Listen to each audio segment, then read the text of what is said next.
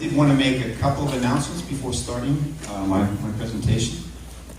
First of all, I wanted to mention to everyone that there's a table outside. Any of you are interested in joining one of our small groups, we have the groups listed out there. There's also a few blank lists out there in case anyone would like to create a new group. And you're welcome to do that today. And there'll be a second opportunity to sign up for small groups the week after next. Okay, that's number one. Number two, I wanted to say just a few things about our brother. Thank you, Roger. Our brother Tom Peterson.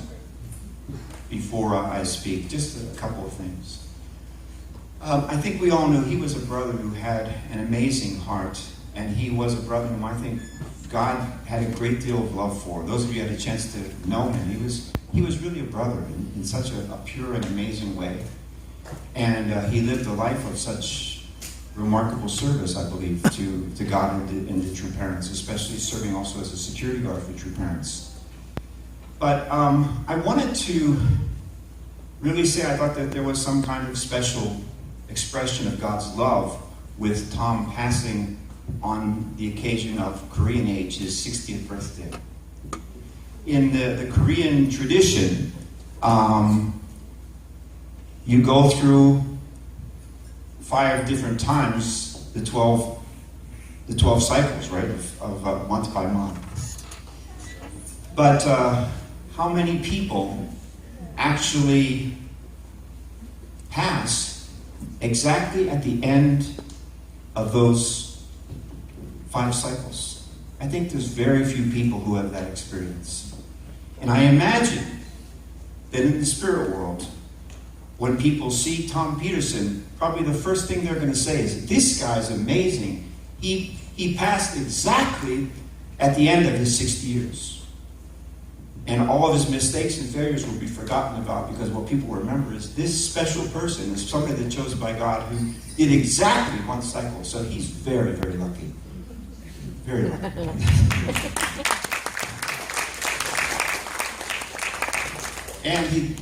And as I said, we all miss him a lot.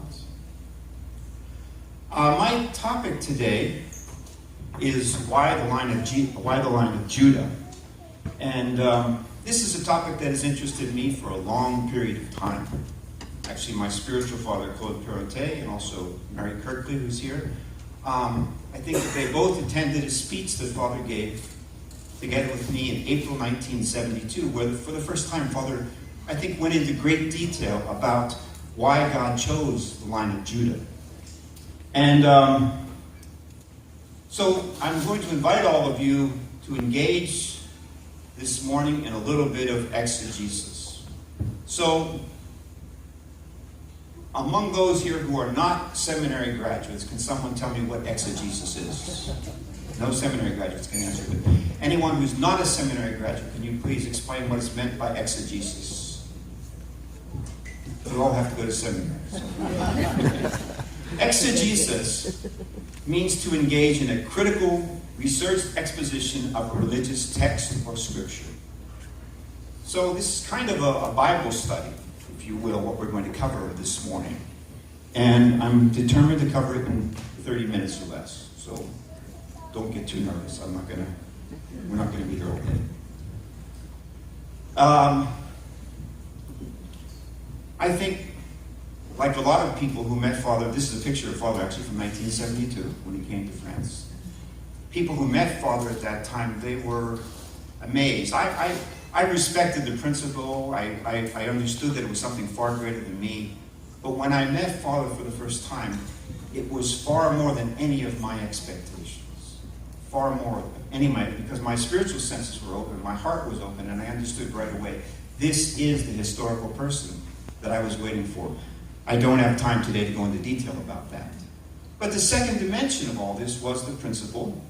And this is the principal book that most of us were exposed to, the principal book by Dr. Young and Kim. And one of the remarkable things that grabbed me when I studied the principle was the phenomenon of God choosing the second son. God chooses Abel and not Cain, Ham and not Shem, Isaac and not Ishmael, Jacob and not Esau. He chooses from Rachel rather than Leah. He chooses Ephraim and not Manasseh in the family of Joseph. Perez and not Zerah in the family of Judah. Moses, the second son, and not Aaron, the first son. Jesus, and not his elder cousin, John the Baptist. In each case, it's the same thing. And, you know, I've been exposed to religious teachings before, but no one had ever explained that to me. I'd never seen it before. It stunned me, and it's so clear when you read in the eyes of the principle how this is the way that God worked. Now, traditional Christianity had different kinds of explanations about why God chose Abel and not Cain, and Jacob and not Esau. I still remember growing up and being told that God chose Abel and Esau because God has a preference for shepherds. And this is a text from when I was growing up by a theologian by the name of Roland de Vaux called Ancient Israel Social Institutions. And in it, he argues effectively that Cain's story affirms the pastoralism of the patriarchs. So literally there was this kind of view that somehow God prefers pastors. Now, a few years back, someone wrote a book called Yet I Love Jacob, reclaiming the biblical concept of election, and it notices that somehow God chooses the second son. Now, amazingly, this person made this discovery in 2007. Funny, when was the Memphis written? 1954? Geez, did he read something maybe that caused him to make this remarkable discovery?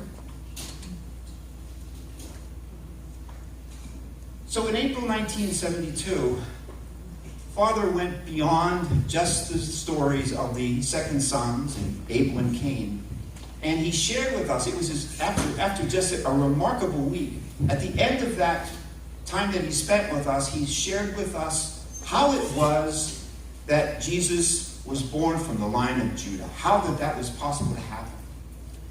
And it was a remarkable explanation, and I'm going to go into that explanation. But at the end, Father said two things. First of all, he said,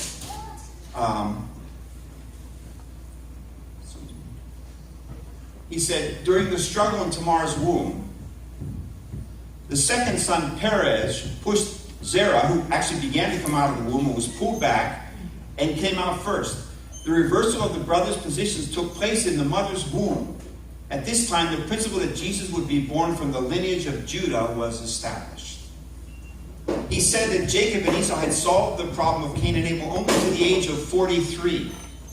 But it had to be solved all the way back to the womb. And for that reason, therefore, it was necessary to have this special election of Perez and Zerah. But he also explained that when when Zerah's arm came out of the womb, that very quickly the nurse who was there, she tied a red ribbon around his wrist. And then somehow Perez pulled Zerah back in, and Perez became the firstborn. And Father explained that the purpose of the red ribbon was that it indicated that when the Messiah came, he would be preceded by communism, which is red. So these two circumstances, Zerah and Perez, and the thief on the left and the thief on the right, are the two cases that Father points to as historical precedents for, in the last days, the emergence of this conflict between communism and democracy. In Genesis 49, Jacob blesses each of his sons, and it's interesting to see the blessings that he gives to each of his sons and to discover the mistakes that were made by each of his sons. Jacob's first son, Reuben, for example, slept with one of Jacob's mistresses or concubines, and for that reason somehow he had to be eliminated from any choice by God. But each of them, and at the end also, Jacob has very harsh words for Benjamin.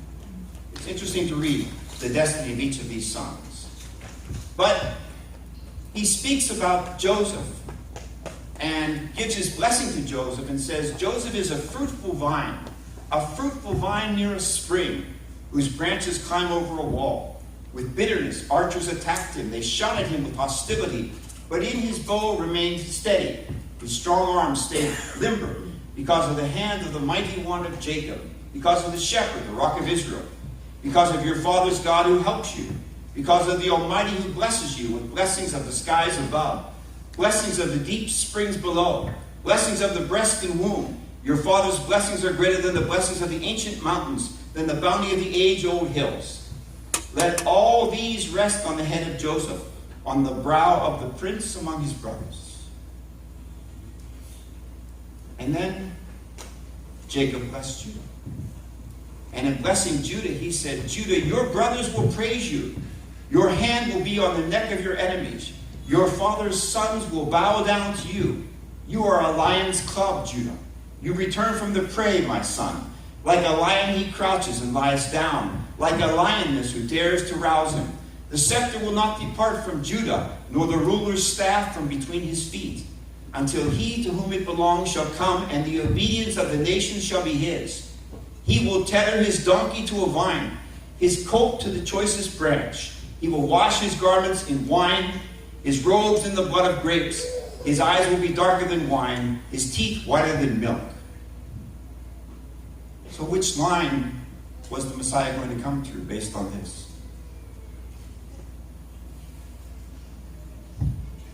It's hard to tell, but it seems like Judah is a prince of his time, but the lineage is going through Judah.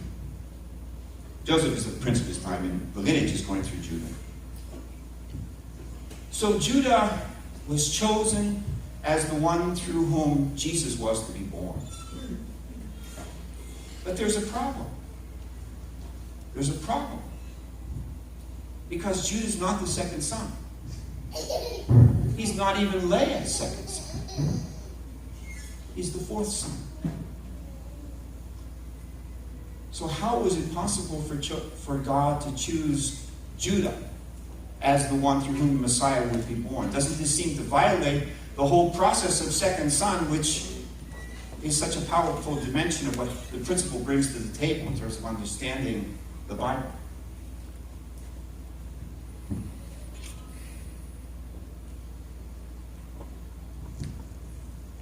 I'd like to share with you some reasons why possibly God would not have been able to work with Joseph as the one to carry Judah's line. This is my view. This is my exegesis, if you will. But I hope that it's helpful, because we do have to understand something about why it was that God chose the fourth son instead of the second son, even though there's this pattern throughout. One question is whether Joseph, like Abel, lacked empathy for Cain. In Genesis 37:2, it speaks about Jacob going to his father and making a bad report about his brothers. Also, in Genesis 37:3-11, he shares about his dream and explains about how all of his brothers were going to bow down before him, about how even his father was going to bow down before him. Genesis 37 says that Jacob scolded his son, but he also kept in mind what his son had said. But the question is, did Joseph need to share a bad report about his brothers with his father? Did he need to do that? Could he have talked to them himself? Did he need to share this dream that he had with everybody? Or should he have quietly shared it with just his father? There's no question that after Genesis 37, this antagonism begins to build towards Joseph, although it must have already been there because he was the son of Rachel, the second daughter. Already Jacob had a special heart for him. There's no question. Did Abel lack empathy for Cain? Did Joseph lack empathy for his brothers? Joseph's brothers all worked in the field, but Joseph did not. Jacob kept him at home. So perhaps he should have spent more time with his brother. In Genesis 37:13-18, Israel says to Joseph, "Go, I pray thee, see whether it would be well with thy brethren, and well with the flocks, and bring me word again." And so Joseph goes out, and the Bible says that he asks a man in a field, he says, "Tell me, Tell me, I pray thee, where they feed their flocks. Does it sound like he'd been there a lot? Maybe he didn't understand very well the situation of his brothers in the king position. Furthermore, Joseph married an Egyptian.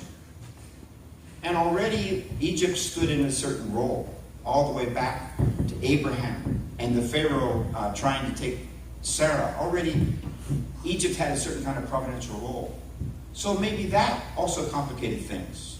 And Joseph was wed to the daughter of a very high priest, a very significant priestly figure, chosen by the Pharaoh.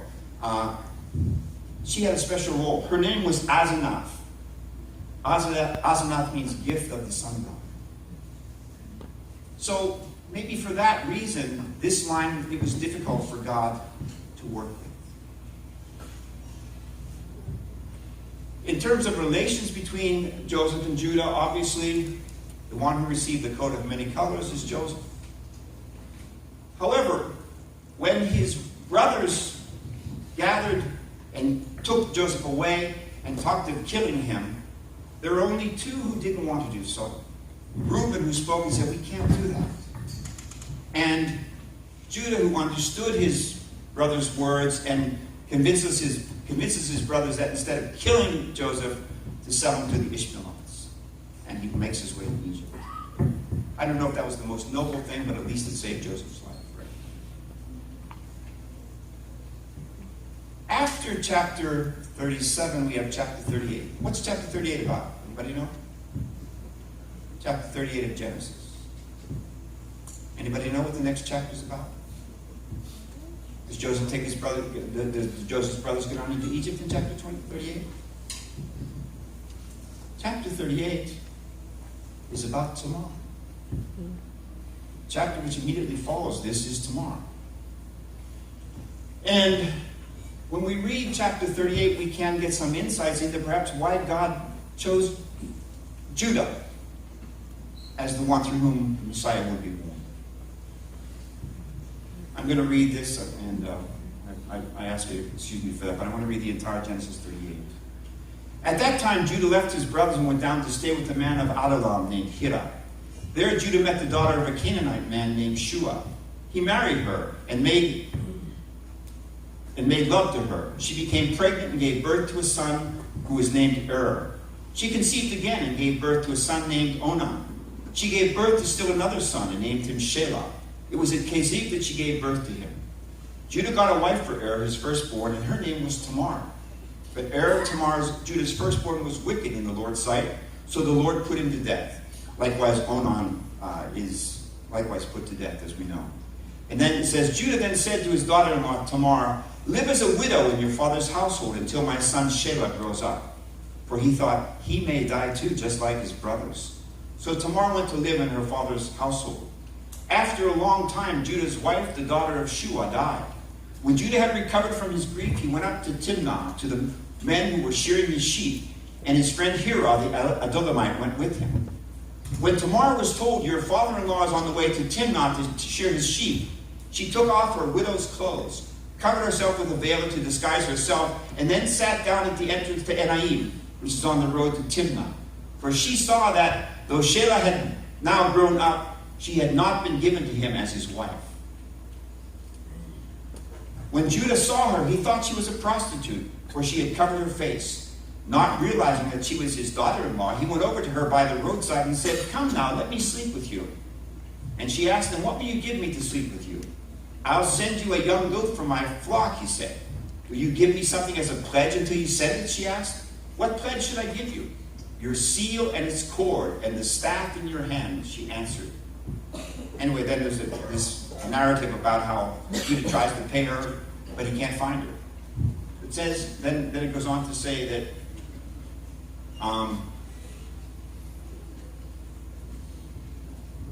that after 3 months later, this is down to 24 there. After 3 months later, Judah was told, your daughter-in-law Tamar is guilty of prostitution, and as a result, she is now pregnant. Judah said, bring her out and have her burned to death. She was being brought out. She sent a message to her father-in-law. I am pregnant by the man who owns these, she said, And she added, "See if you recognize whose seal and cord and staff these are." Judah recognized them and said, "She is more righteous than I. I wouldn't give her to my son Shelah, the third son, and he did not sleep with her again. When the time came for her to give birth, there were twin boys in her womb. She was giving birth. One of them put out his hand, so the midwife took a scarlet thread, the father talked about, and tied it on his wrist and said, 'This one came out first.' But when he drew back his hand, his brother came out, and she said, 'So this is how you have broken out.' And he was named Perez. Then his brother, who had the scarlet thread on his wrist, came out, and he was named Zerah." Now I want us to just look carefully at some of the things that are in this particular passage which are significant. First of all, I want to talk about some mitigating circumstances. Judah did not have a wife when he had a relationship with Tamar. As it says there in 38:12. After a long time, Judah's wife, the daughter of Shua, died. When Judah had recovered from his grief, he went up to Timnah to the men who were shearing his sheep, and his friend Hirah, the Adullamite, went with him. So he did not have a wife at that time. Judah lived before Moses. Judah lived before the Torah. Judah lived before the Ten Commandments. The rabbinical tradition talks about another set of commandments called, I'm sure our brother John remembers this, the Noahide commandments. The Noahide commandments were the commandments that people were supposed to live by in order to be able to go to a good place in the spirit world after they died, prior to when the Ten Commandments come, and they always applied to Gentiles, even after the Ten Commandments. But if we read the Noahide commandments, it says, do not engage in incestuous, adulterous, or homosexual relationships. Judah didn't do any of those things. Speaking of Tamar, it says, talking about Tamar's motivation and status, it says, when Tamar was told, your father-in-law is on his way to Timnah to shear his sheep, she took off her widow's clothes, covered herself with a veil to disguise herself, and then she sat down at the entrance to Enaim, which is on the road to Timnah. For she saw that though Shelah had now grown up, she had not been given to him as his wife. So her motivation was somehow, I have to preserve this lineage. She had a very strong calling about the need to preserve the lineage. That was her motivation. And you saw that Judah gave to her his seal, his cord, and the staff in her hand. And when she became pregnant, she presents those things and asks them to recognize who they came from. And Judah says, she is more righteous than I, since I wouldn't give her to my son Shelah. He puts himself under and recognizes the position of Tamar, and therefore can be blessed with Tamar's special circumstances and motivation, which was a divine motivation. So therefore, a special blessing could come. And he did not sleep with her again. Only one time. He did not sleep with her again. Basically, the motivation was a pure one. Judah showed a filial and obedient heart.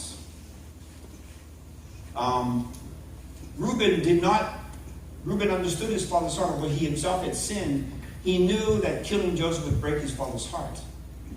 And somehow understanding Reuben, it is Judah who convinces his brothers and says, what profit is it if we slay our brother and conceal his blood? Come and let us sell him to the Ishmaelites, and let not our hand be upon him, for he is our brother and our flesh. And his brothers were content. So he was able to convince his brothers not to kill Judah.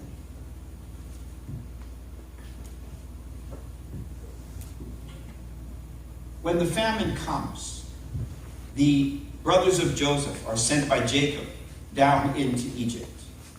and they meet with Joseph. Joseph recognizes them. He gives each of them their money back. He gives them each a great deal of grain to be able to go back to Canaan. However, he hides in one of his goblets. And after they leave, he sends out his soldiers, and they bring back the brothers and say that they had stolen something from the Pharaoh, from Joseph. And therefore Joseph requires Simeon, the third son, to be held in prison.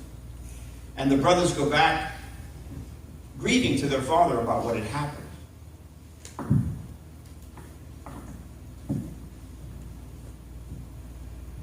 But finally the food runs out, and there's a need to go back.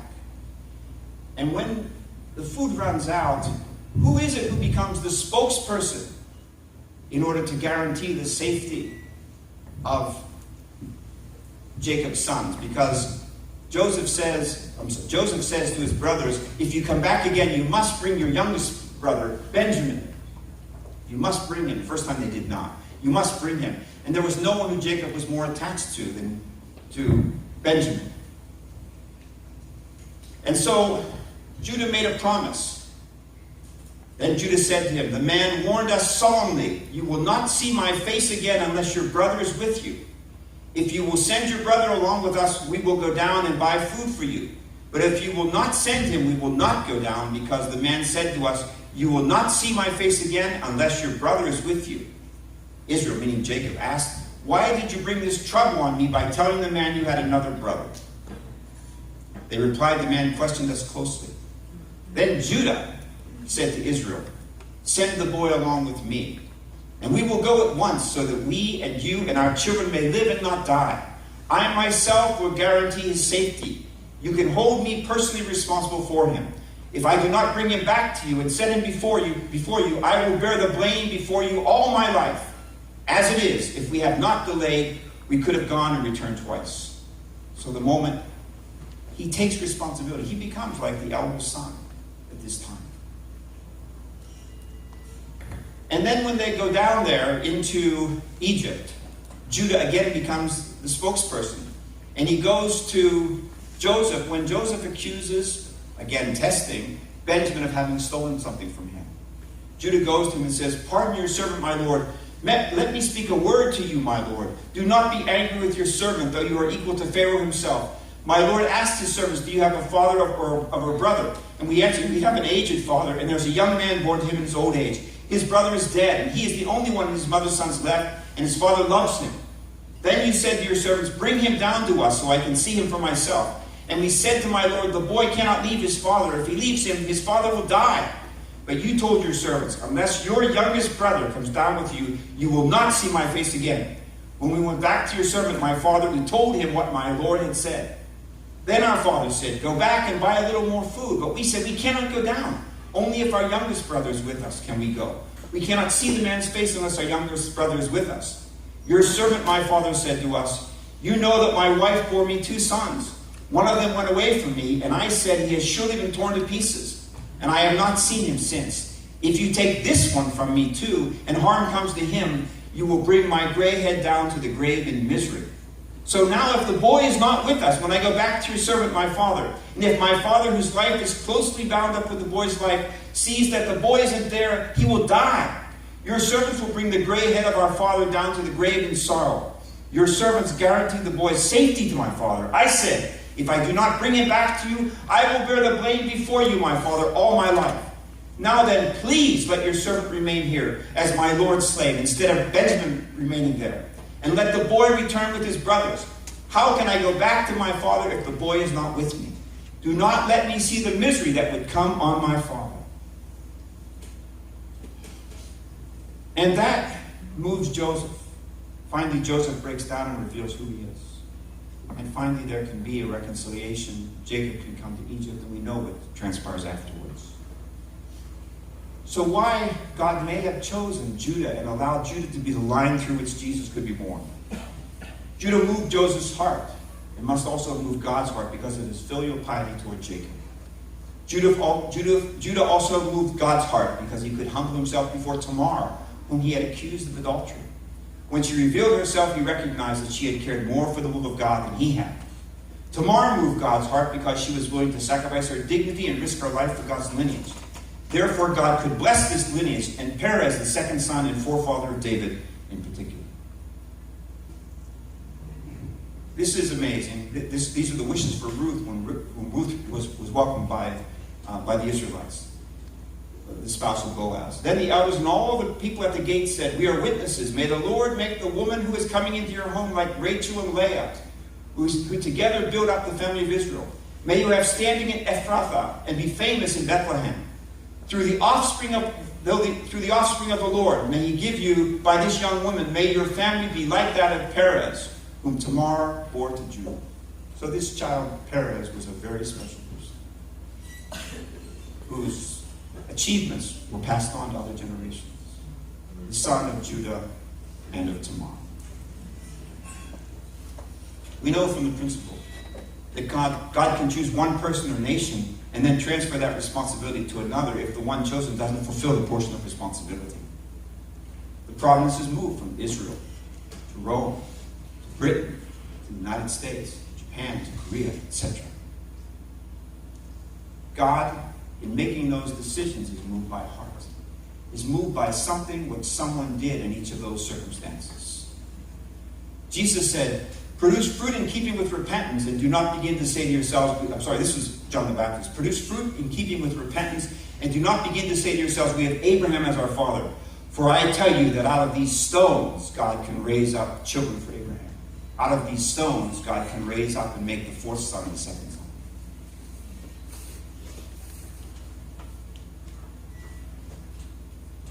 To summarize, God chose the line of Judah because of Tamar's love of God's will and God's lineage. God chose Judah and not Joseph because Judah humbled himself before Tamar's motivation. Judah had only one sexual relationship with her and then separated but protected her as his own.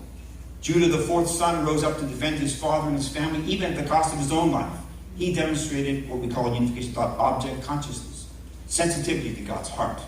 Like Tamar, Judah moved God's heart by his filial piety. We must move God's heart by our filial piety and obedience. So we're approaching 2016. And who's going to be the next presidential candidate? Your pick.